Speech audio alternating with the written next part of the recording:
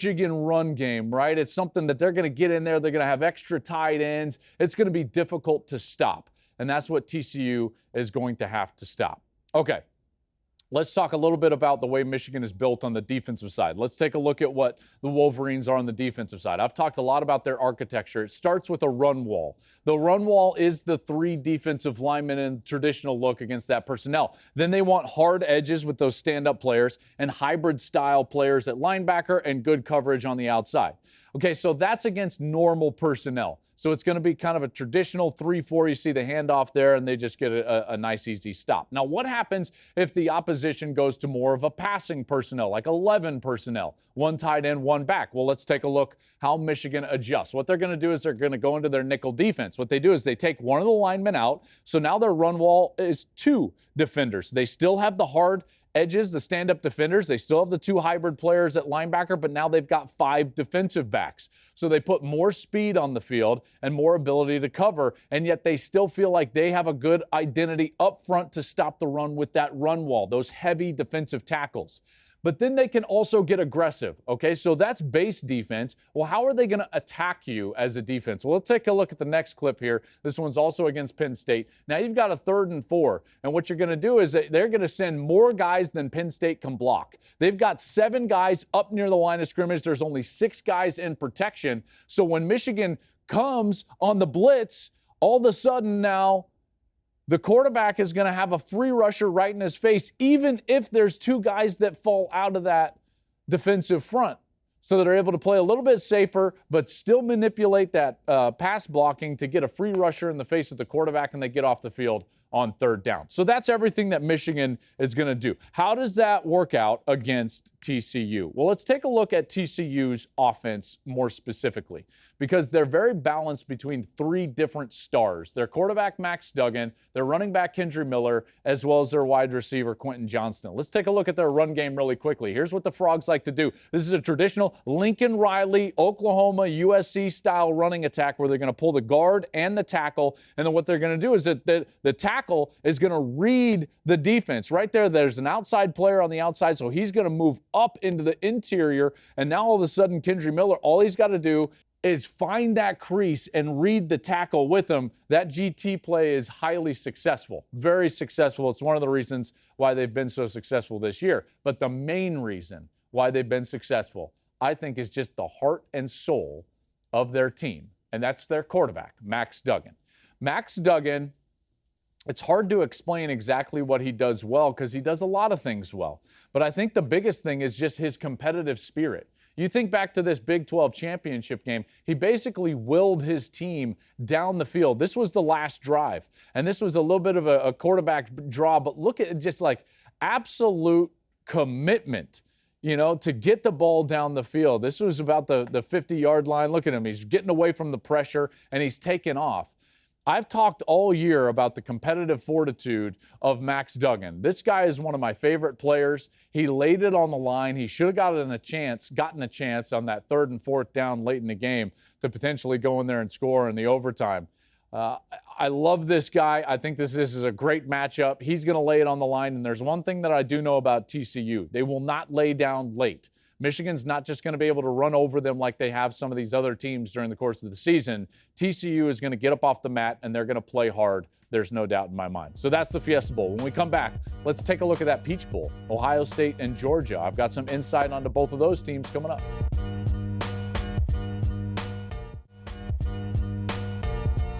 All right, let's get to the next matchup. Let's go down to the Peach Bowl. Basically a home game for Georgia. Georgia's going to be favored. They're a great team, folks. I mean, a great team. This is going to be a great game, I believe. Ohio State, 5th playoff appearance. Georgia's 3rd.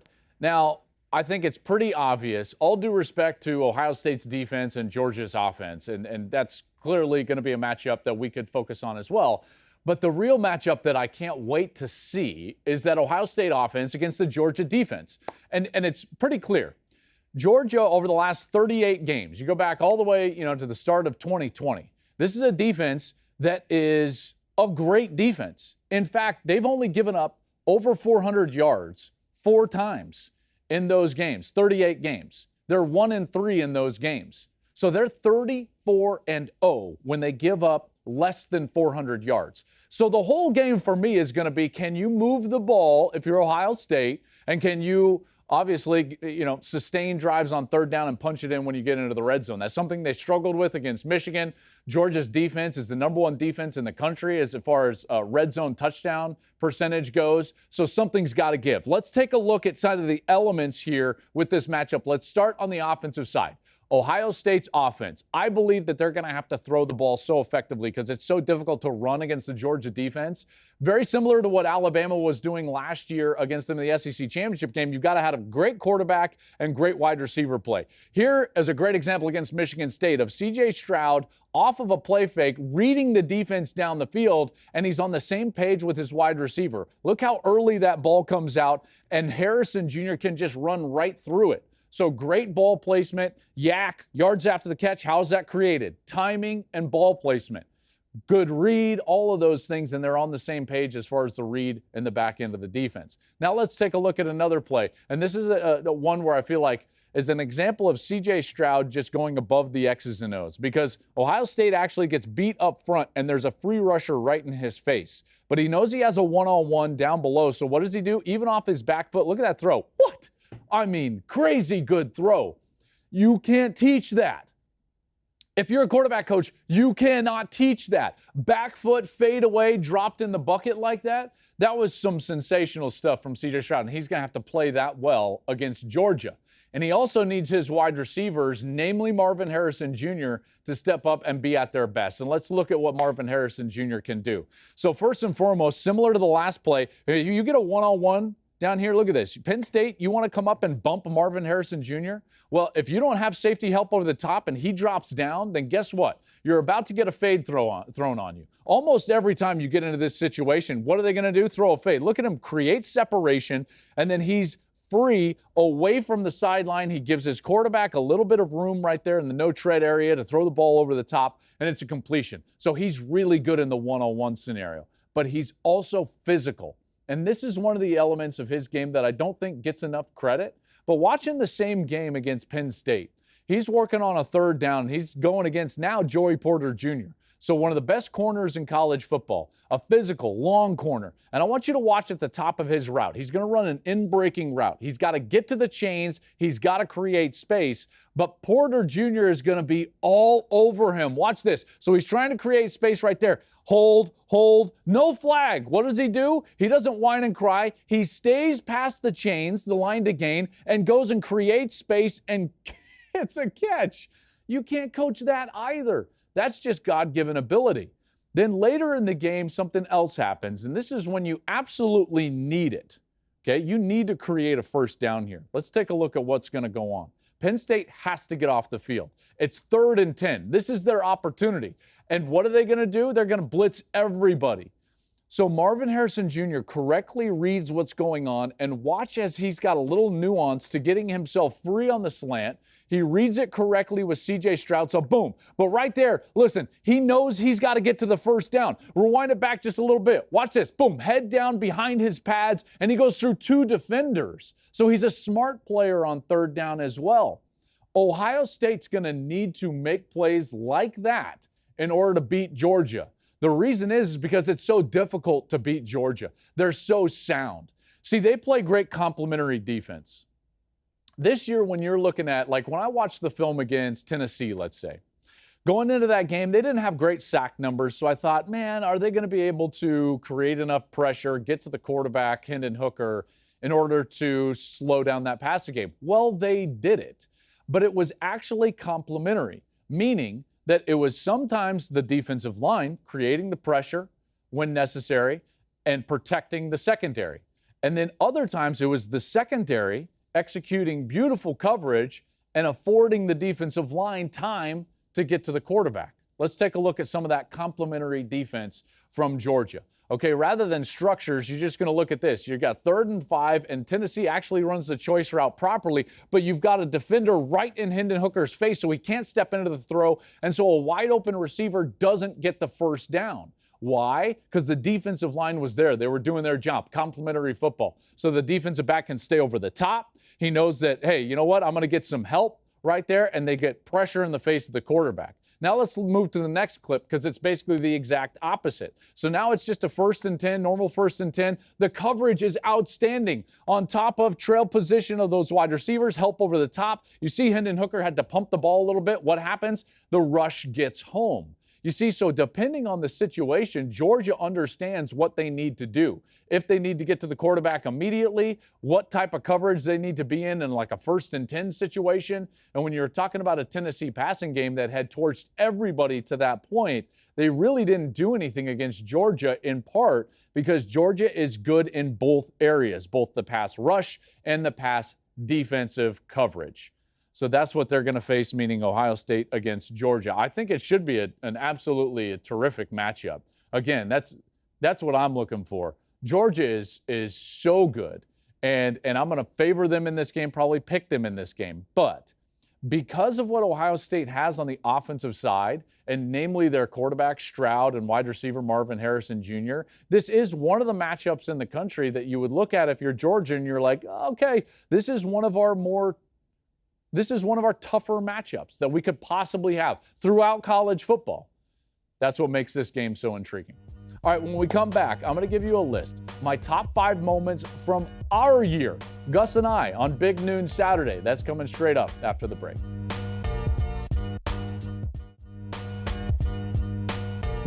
All right, welcome back to Breaking the Huddle. It was a great year for Big Noon Saturday. Gus and I in the booth, Jenny on the sidelines. Obviously, we love our jobs, and we have an amazing crew.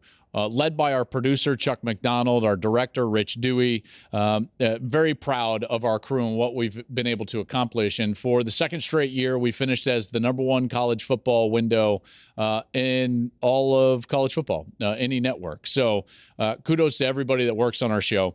And here are some of my favorite moments from Big Noon Saturday this year. Let's start early in the season, a hot day, a sweltering day, if you will. Texas hosting Alabama when Bryce Young turned into Superman. Young pumps it, looking, steps back in the end zone, touchdown Alabama! Check this out right here. Young's dead to rights. Boom, flips around, dime, touchdown time. You know, at the time, I thought Bryce Young might be on his way to another Heisman Trophy, but in the end, the Heisman was going to go to Caleb Williams, in large part due to moments like this in the crosstown rivalry against UCLA. Here's Caleb Williams. He'll run it. Williams looking. Touchdown, Trojan. Caleb Williams again. Winds up. Lets it go. Caught. Touchdown, Jordan Addison. Caleb Williams throws the fade in the corner. Oh, caught. Touchdown, Trojans. The colors in that game, I'll just never get over. I love the colors, the home uniforms. That was an electric night in the Rose Bowl. One of the few times that Gus and I actually didn't call the noon game during the course of the year. But when we were calling the noon game, especially late in the year, it was time for new stars. And one of the new stars was Donovan Edwards, the Don. Here's Edwards with the lane. Donovan Edwards down the sideline. Gets past Ransom. Donovan Edwards. Touchdown, Michigan, the Don. Here's the run again. Donovan Edwards. Whoa! Can they catch him? No! Donovan Edwards again, 85 yards. I'll always remember just how quiet the shoe got on some of those long runs against Ohio State as Donovan Edwards kind of put the nail in the coffin for Ohio State. Although it wasn't all bad for Ohio State this year because they provided one of the best moments I've ever been a part of as a broadcaster, whether it was this year or previous years. And that was when a journeyman veteran, Cameron Babb, after 4 ACLs, finally got his touchdown. Stroud sprints out, throws on the move, and another touchdown. This time it's Cameron Babb. Oh, that is a great story. Oh. Cameron Babb, 5th season with the program, has his degree in communications. Highly recruited player, but could not get on the field. Injury after injury. knee injury after knee injury, and now finally gets on the field. And that was his first career touchdown. And look at his teammates. Wow, how cool is that? That whole moment and watching his teammates mob him still gets me in the feels a little bit. And speaking of getting hit in the feels a little bit, Gus was hit in the feels a little bit. And so I will always remember the day that I had to become the play-by-play man. If you're just joining us, folks, Gus is doing well. He's just very much under the weather. He's going to step away here in the second half. I'll be taking you the rest of the way with Brady, Ginny on the sidelines. Coach Meyer will join us at some point, and we'll continue this conversation about this great rivalry and these two programs moving forward here on Big Noon Saturday. I guess we should have realized early in the season that Oklahoma wasn't as good as what they showed that day because Nebraska was so bad that Gus got sick. Again, I'll always remember that, and I don't want to do it again because it's very difficult. So, Gus, you're my man, and I can't wait to call future seasons with you. All right, that'll do it for my favorite moments. Let's get into some Klatt Back here to finish things off on Breaking the Huddle.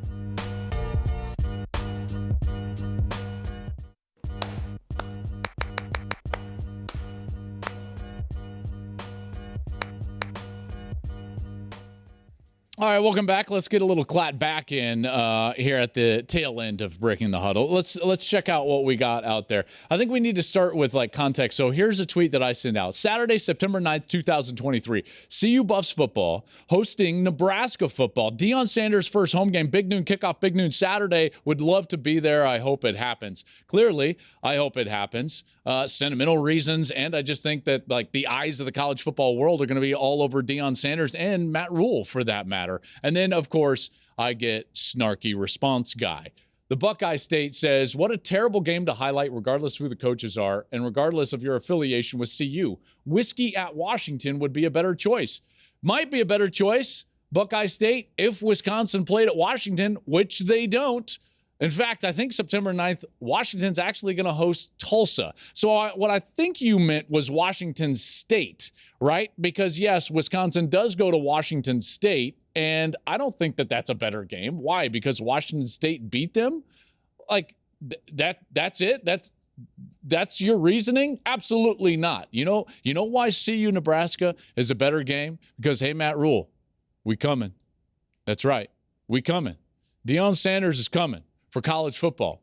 And I'm here for it, and everybody else is as well. There's a reason why Colorado and Deion Sanders have been in the news ever since he got the job, and that's because people are interested. I don't know if you realize this, Buckeye State, but we here at Fox Sports, we're into the ratings business, right? So, like, we care how many people are going to watch the game. I think people are going to be interested in Deion Sanders more so than they will Whiskey at Washington State. So, listen, I appreciate your feedback, though. Keep it coming. All of you, please keep it coming. I love this show. I love college football. I love college football fans. Thank you for being a part of it, by the way.